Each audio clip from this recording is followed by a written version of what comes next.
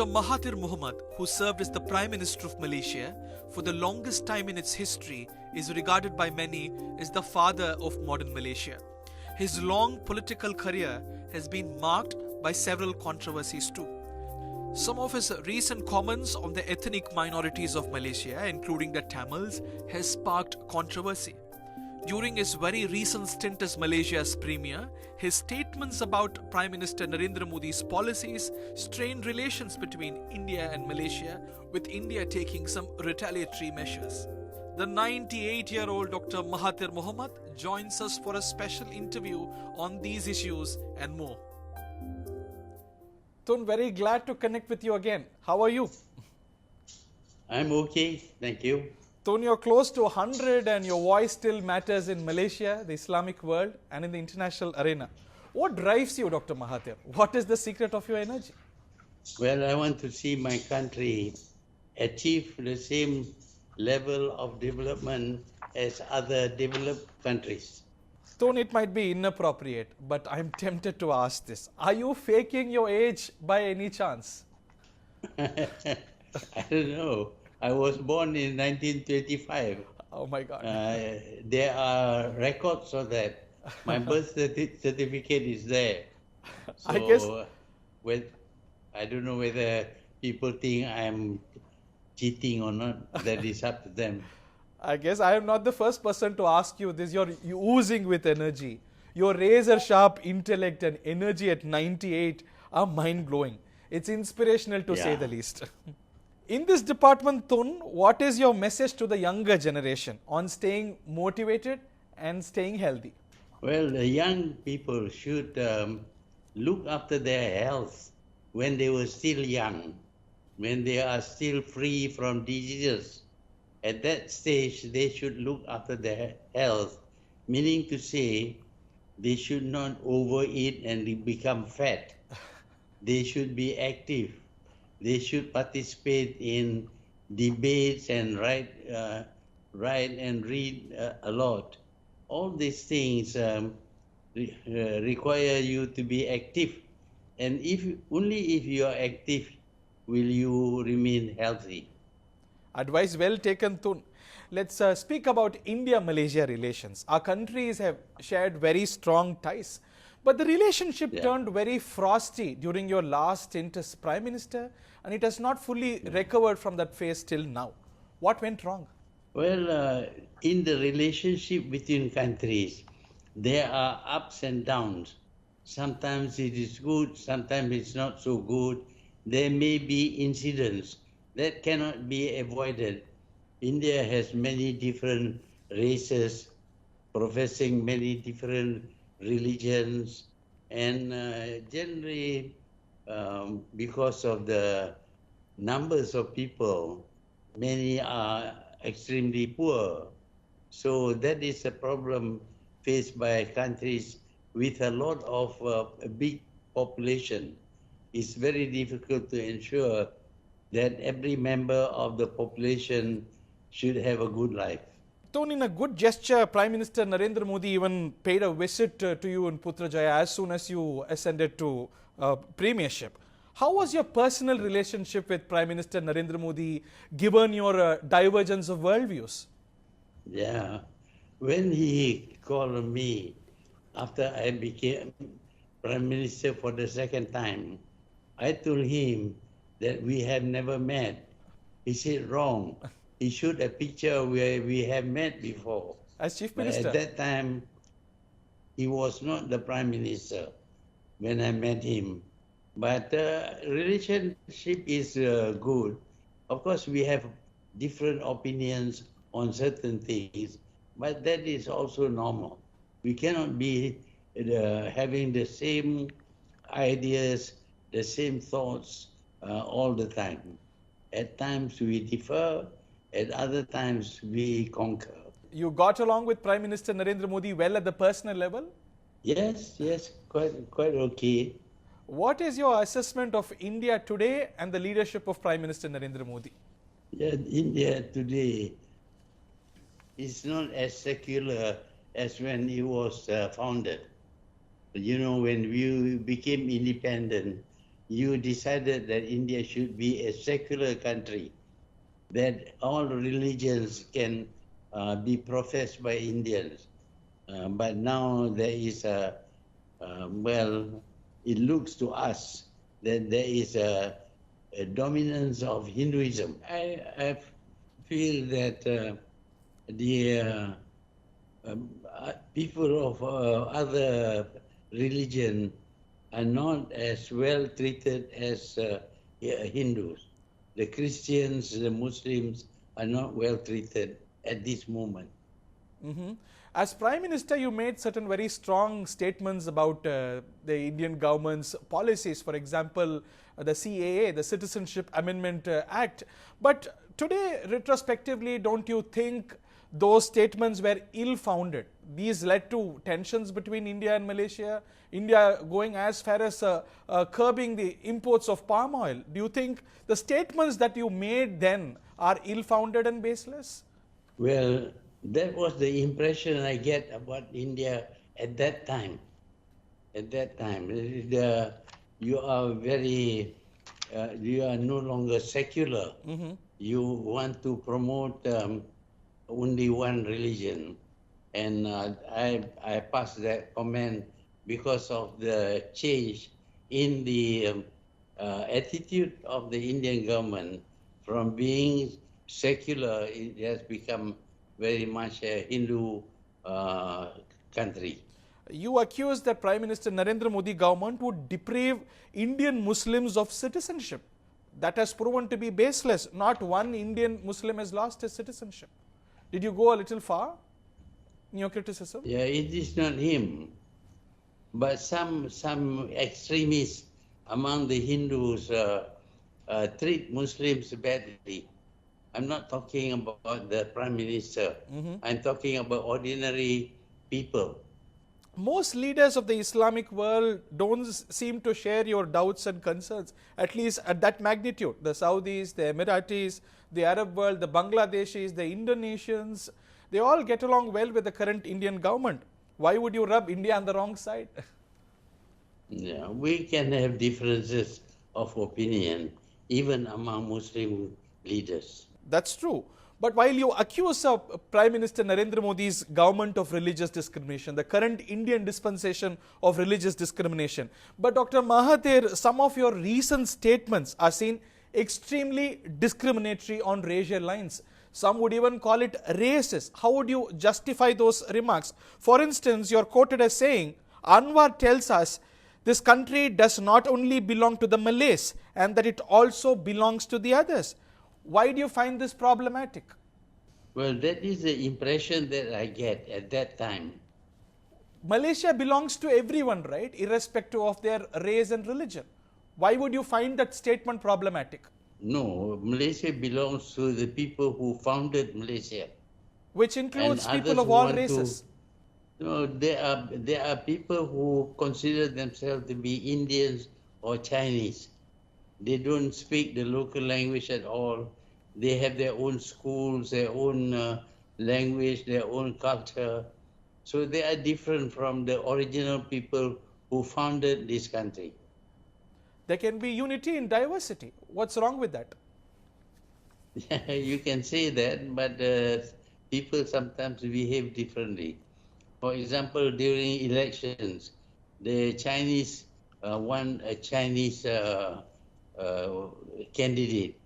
The Indians won an Indian candidate, and the Malays won a Malay candidate. So they are thinking not about the multiracialism. They are thinking about each race thinks that he is different from the others. This was the case even during your premiership. You didn't seem to have problem about it back then. Because they were not claiming that this country belongs to them at that time. It belongs to everyone, right? That's what your constitution says, right? It is not the country of everyone. There are people who are migrants who come to live here. They cannot come as migrants and then claim that this country is theirs. You went as far as calling the parties headed by non-Malays as immigrants, migrants. Why would you call your own rightful citizens as migrants? Isn't that discriminatory? Migrants. They were not from this country. They come from other countries. You see this happening in Europe, for example, now. A lot of migrants are migrating to Europe, but the Europeans do not like the migrants. Talking about the immigration policy, are you yourself not a descendant of the migrants? You have Indian roots. You are a beneficiary and a product of the immigration policy yourself. No, I accepted that this country belongs to the Malays, and I accepted that Malay is my language and the culture is Malay. My culture is the same as the people here. I identify myself completely as the people, indigenous people of this country. That is why I am regarded as a Malay. A Malaysian Indian can feel proud about his Indian roots and also be a very patriotic Malaysian. That's possible.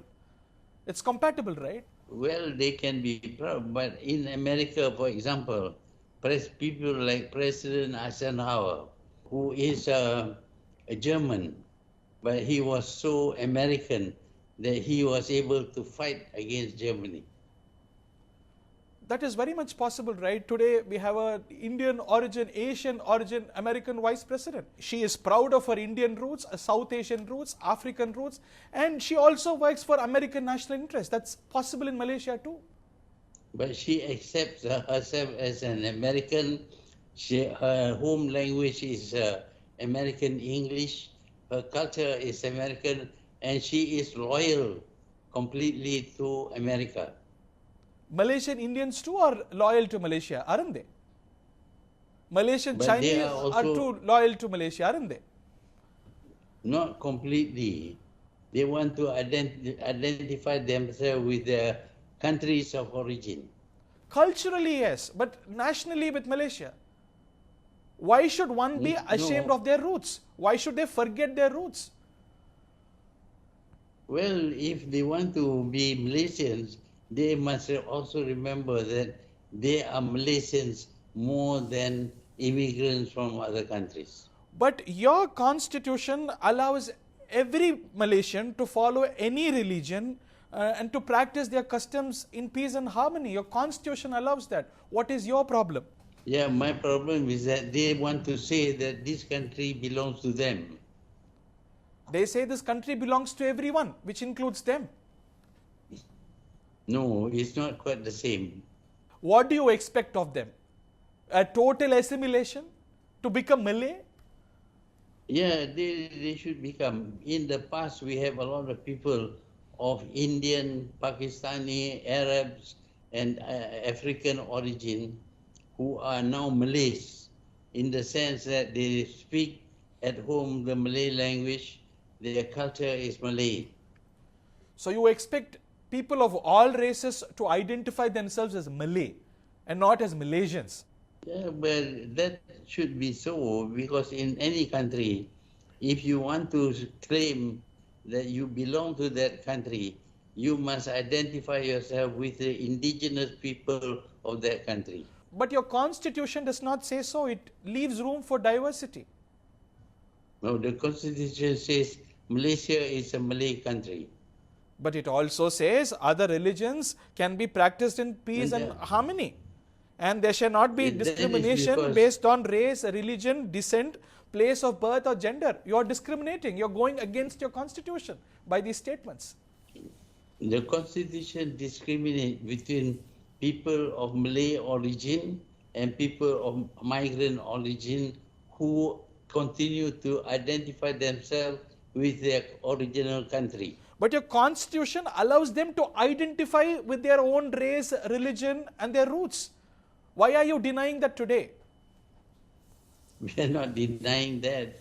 They have certain rights, but they cannot claim that this country belongs to them. One might argue this country not belongs to Malays. Orang Aslis have a better claim to that sons of the soil. That may be your view, but that is not our view. That argument is valid, right? Are Malays the real native of your land? Are the Orang Aslis more entitled to that claim? Well, my views are also valid. Point taken, Dr. Mahathir. Are you proud of your Indian roots? No, I'm not an Indian. I am a Malay because I have no knowledge of the Indian language, and that was a long, long time ago. I am now 100% a Malay. I speak Malay, practice Malay customs and tradition. You expect all Malaysians of different origin to follow the same? Yeah, so if they want to claim that this country is their country, they must identify themselves completely with this country. Are you ashamed of your Indian roots by any chance? I don't know anything about my Indian root. Everybody seems to know about it. Aren't you from India? Aren't your ancestors from India? Isn't that a fact? They keep on saying, I am a Malay, 100%, that's all. What is your opinion on the Malaysian Indian Tamil community's contribution to the building of Malaysia? Well, everybody contributes, not only the Indians. But they see, they form a party that is Indian. The Chinese form a party that is Chinese. They don't form a Malayan party. But you have dealt with them on those lines. While you headed OMNO, you had a pact with the MIC, MCA, and you're totally fine with it back then. You did not raise these complaints back then. They were on racial lines under your leadership. Yes, under my leadership, I am prepared to work with other people, but not prepared to accept them as the owners of this country. You dealt with them. You didn't have a problem about Indians having their parties, Chinese having their own parties. They were part of your government. Why is it suddenly problematic? They are not a part of the government per se. They are a member of the coalition of parties. They were ministers. They formed integral part of your government, your successive governments. Yeah, that is how liberal we are. People who are not fully identified with the Malays are also accepted to become ministers. But have they not played an integral role in the building of Malaysia, its economic progress and prosperity? Yeah, for whatever they do, they have gained a lot. So have you. So have the Malays. Isn't the contribution of the Malaysian Chinese community very significant for your economy? At this moment, the wealth doesn't belong to the Malays. Malaysia, in my understanding, your constitution is based on integration, but you're seeking complete assimilation. How is it right? Yeah, it is right to increase on assimilation. The same thing happens in America, the same thing happens in Australia.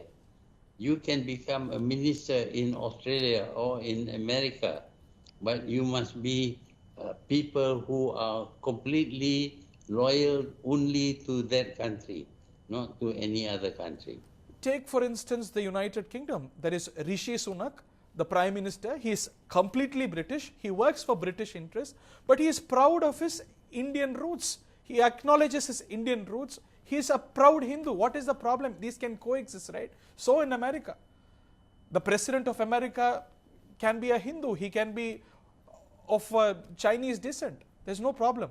Yeah. Yeah, the Prime Minister of Britain is now an Indian, and he professes the Hindu religion, but he speaks English, he campaigns in English, he talks like an Englishman, and he is committed to England. He is not defending India. Malaysian Indians speak Tamil, they speak Malay very well, and they are committed to Malaysia. What's the problem? It's very similar, right? No, the Malaysian Indians do not speak Malay as their home language. They speak Tamil. What is the problem about that? The problem is that they cannot be assimilated. So you expect them to forget their religion their language? Shun it completely? Well, there are people of many different origins in America who have forgotten their own language, who speak only English, and they do not claim to be citizens except America. So you expect the Malaysian Indians and Malaysian Chinese to assimilate completely, shunning their religion, their practices, and behave like Malays? Yes, many of them have done that. Many people of Indian origin, Arab origin, even European origin, who are now completely Malay. They speak Malay all the time. They practice Malay customs and tradition. Right, but your constitution still gives room for them to do what they're exactly doing right now. The constitution doesn't say that they should set up their own party confined only to their own people. Tun, how do you think the government led by Anwar Ibrahim is doing this in Malaysia? Well, he wants to be prime minister. The most important thing about him is that he is the prime minister. What he does is a different matter. How do you assess the performance of his government? Good, satisfactory, bad, excellent, terrible? The cost of living is going up. The economy is doing badly. Politically, it is unstable. That is what is happening now. Did you carry a lot of personal bitterness towards Anwar Ibrahim, which dominated most of your decisions in your approach to him? Nothing personal, only political. Why are you so critical of him? He was once seen your protege. Well, what he is doing is not good for the country. But you have turned against all your proteges, may it be Najib Razak, Anwar Ibrahim, even Muhyiddin at some point, Badawi. You have turned against all of them. Because they did wrong things. All of them? They stole money. They stole money. And Najib, for example, stole money. He is now in jail. Were you wrong in your choice of proteges?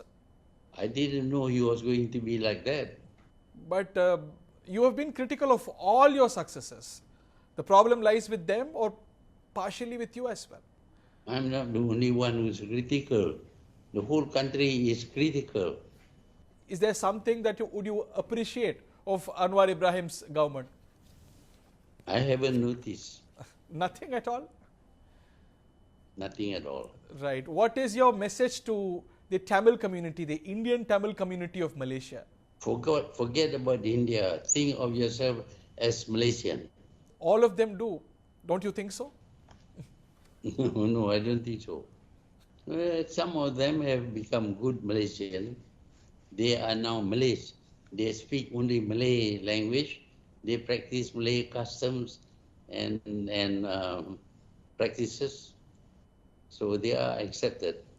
Take for instance the case of Tan Sri Ananthakrishnan. He is a good friend of yours. He contributed to Malaysia's nation building. He did not call himself Malay. He was proud of his Tamil roots. How would you discount his contribution to the country? He did not become Malay. He was Malaysian. He was also Tamil. For their contribution to the country, they have been fairly compensated. They have become millionaires, billionaires in Malaysia because Malaysia gives them that opportunity. According to you, there are two classes of citizens in Malaysia. That's what the impression I'm left with. There is Malays and the other second class citizens who are given compensations. Is that the right approach to treat your citizens? Well, as long as they don't claim this is their country, those who do not identify themselves with the indigenous people of this country, they cannot claim that this country belongs to them. Who has not claimed Malaysia is not my country?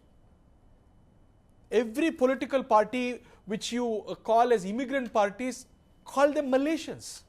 Yeah, they call Malaysian, but they don't behave like Malaysian.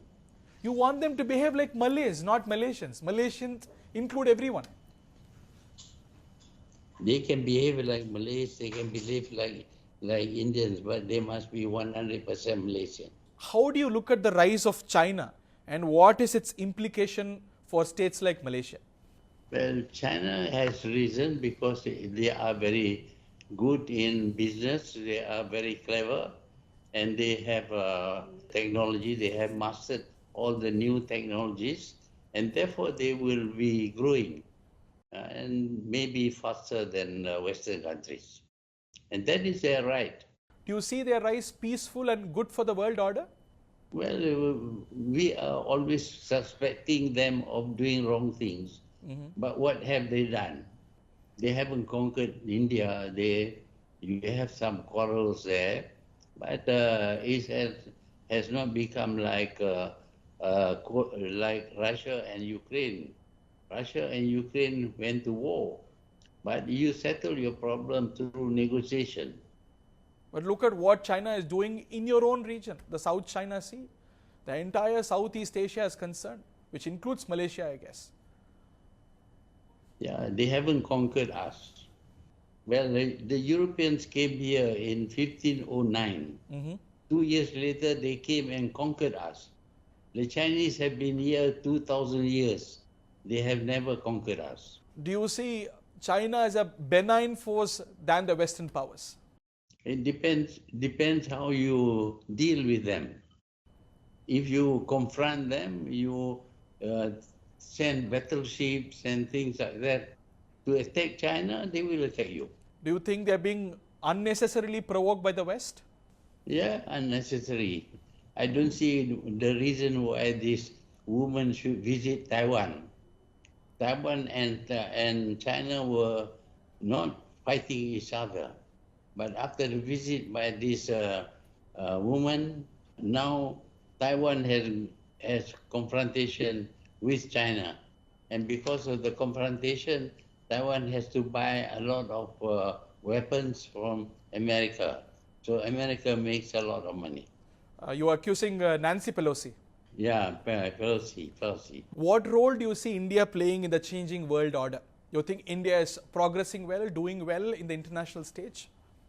Well, India also should promote peace and not respond by thinking about fighting and occupying land that doesn't belong to you. Such as? You answer that. I mean, I don't know of a place. We have not annexed countries. We have not annexed lands. What are you meaning?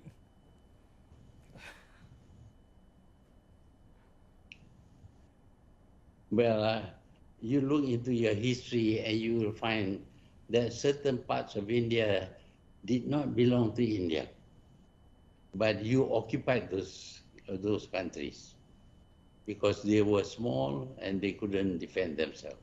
Ignorance, but there is no such country that India has occupied. Ever in its history. Ever.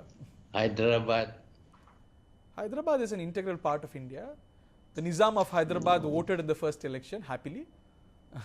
They don't want to be a part of India, but you expel the Maharaja and occupied Hyderabad. The people wanted to be a part of India. Hyderabad, the Nizam of the ruler of Hyderabad signed an accord. In fact, he was one of the first votaries in the first election. I have different views about that. What is your message to the people of India, the leadership of India? We may have problems with each other, but what is important is that we discuss our problem around a table, not threaten each other. We know that India is a powerful country. Malaysia is not. So if you threaten us, of course, we will not be able to fight against you. But all problems between nations, not only between Malaysia and India, but between nations, all conflicts should be resolved through peaceful means. Are you anti-India, as a lot of people think so? I'm not angry with you. I know you have different views. I have different views. You are entitled to your view. I am entitled to mine. Absolutely. Let's agree to disagree. And thank you very much for your time in talking to Thanthi TV, Dr. Mahathir. Thank you very much. It was a pleasure talking to you. You're welcome. You're welcome. I hope to do an interview 10 years later when you are still younger. If energetic. I'm around 10 years later, I will be around. I strongly believe you still be around, and I look forward to doing the next interview again with you. I had the previous opportunity 5 years ago. I look forward to another opportunity. Thank you very much, Dr. Mahathir. Okay. Thank you. Thank you.